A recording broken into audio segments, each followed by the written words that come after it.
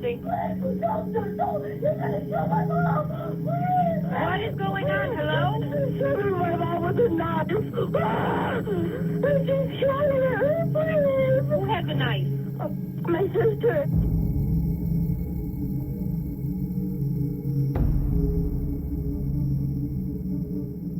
Where is your sister? Quick!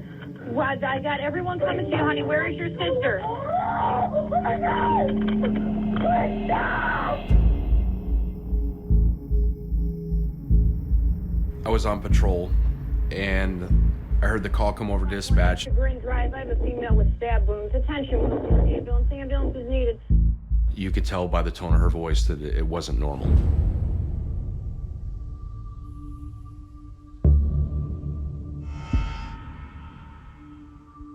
Sabrina has a 12-inch bread knife that she is holding in her right hand. She's covered in blood. I could see blood on the blade. I can see blood on her. Immediately, we started screaming to drop the knife. It almost like snapped her out of whatever she was in, back to some type of reality. I kicked it away from her and we put her down on the floor. It was a very tense couple seconds.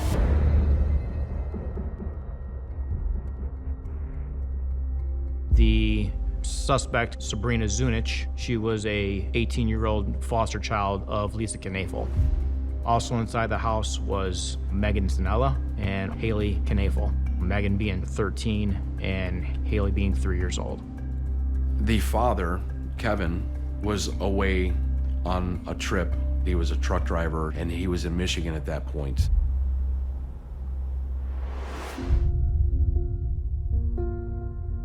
Sabrina was in foster care for many years before she came to the Knafels.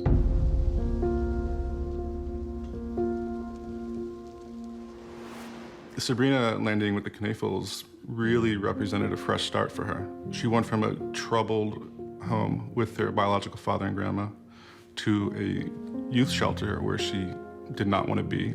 She's getting along with the family. She's doing great at school. She's not getting in trouble. Things seem to be looking up for her. I couldn't find anything indicating something like this could happen.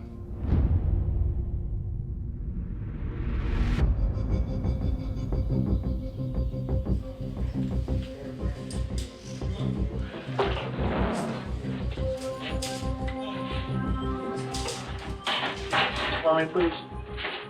Yeah, you remember me, right?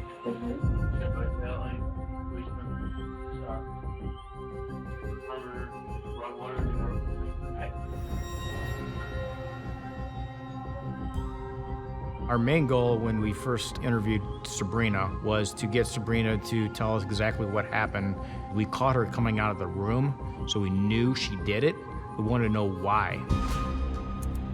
So what do you recall? Yesterday? Mm-hmm. Getting done with my homework? Going, I don't know, and that's it. Mm-hmm.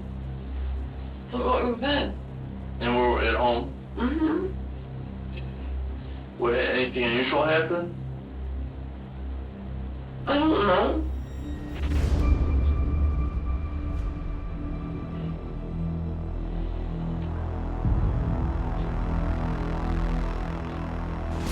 How do you get along with Kevin? Kevin and me are cool. I mean, he's more the one that helps me out. Because this has Megan to deal with, and so we made agreements a long time ago that if I need anything, that I can go to Kevin. How about with Lisa? How do you dealing with her? Me and Lisa have never been the best.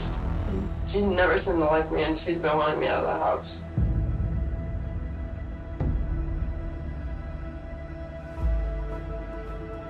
What's your thoughts on how Lisa is not alive now?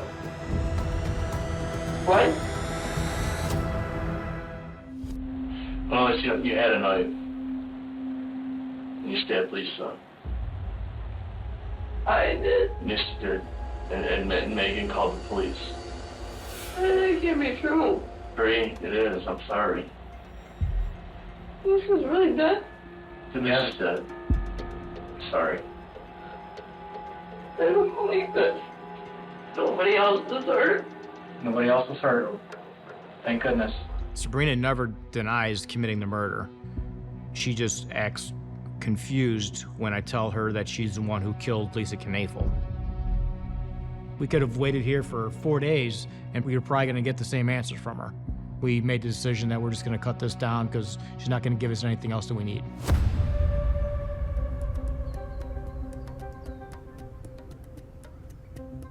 I was hoping to find some text messages, some emails, some search history as to why this crime took place.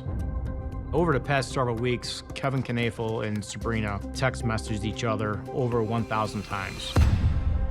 I did not think it was normal for a foster father and a foster daughter to have thousands of text messages between the two of them.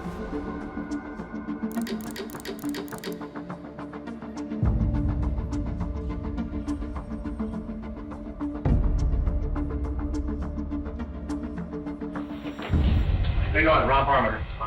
We were confident that Kevin left for work at 8 p.m. the night before the murder, and he didn't get back into town until after Lisa's death. So we want to know from his perspective as to if there was any argument going on at the house before he left. Then you told me you wanted to talk about his wife's work. Correct. That's the subject matter? Yes. So, I told his lawyer that we would just talk about the work, but I was hoping that maybe he would open up and give us some insight as to what was going on and why the reason that this happened. Kevin, do you know anything that was happening at the house the night before you left for work that night? well, hang on a second. We just talking about his wife's work.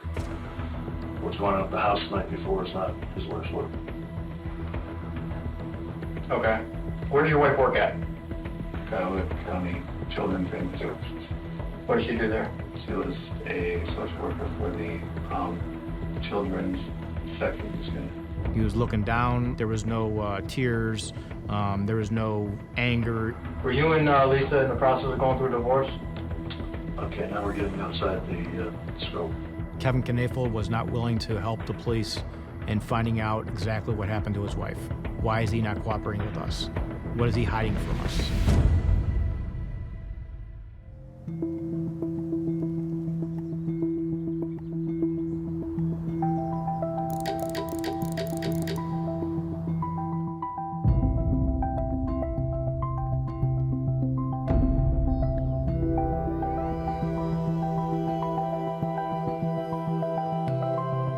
So a proffer is a good faith first step when the defense attorney, the prosecution meet with the suspect.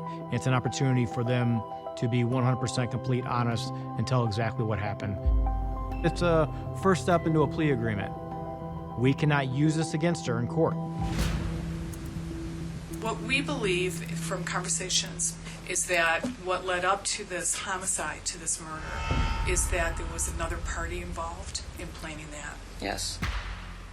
This Kevin Knafel, my foster father.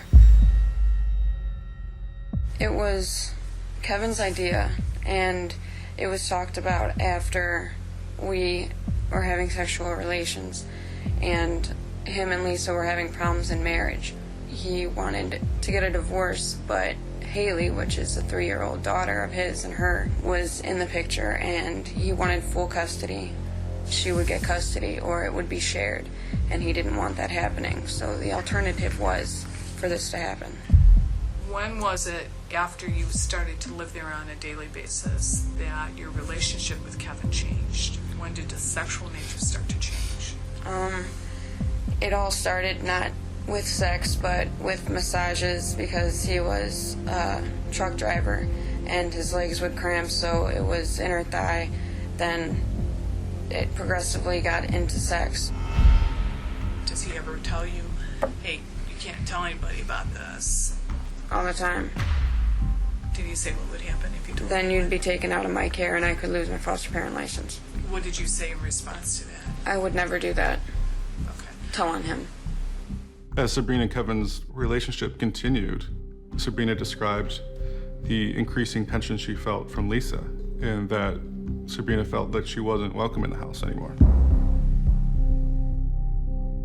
So Kevin convinced Sabrina that if she did kill Lisa, and did get caught, that she would only do 2 to 5 years, that he would protect her, and that after she got out, that he would be there with her. They would buy a house, and basically she can be like a mother figure to Haley. So have you talked to him since No. then? Nada, no money on my books, no letters, no calls, no nothing. Nothing. Nothing. That's when we learned that Kevin helped plan this murder. It was calculated, and essentially Kevin using Sabrina to get his wife out of the picture and to collect life insurance money.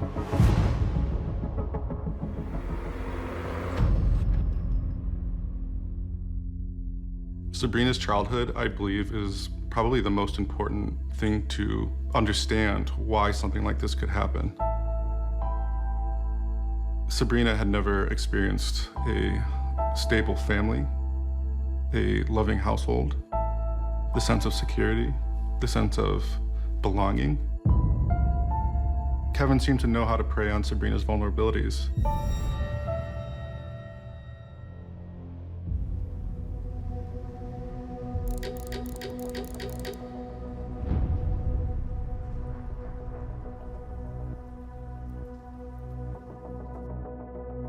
In my opinion, the verdict came very quickly. The jury came up with a guilty verdict. I believe it took a matter of about 2 days.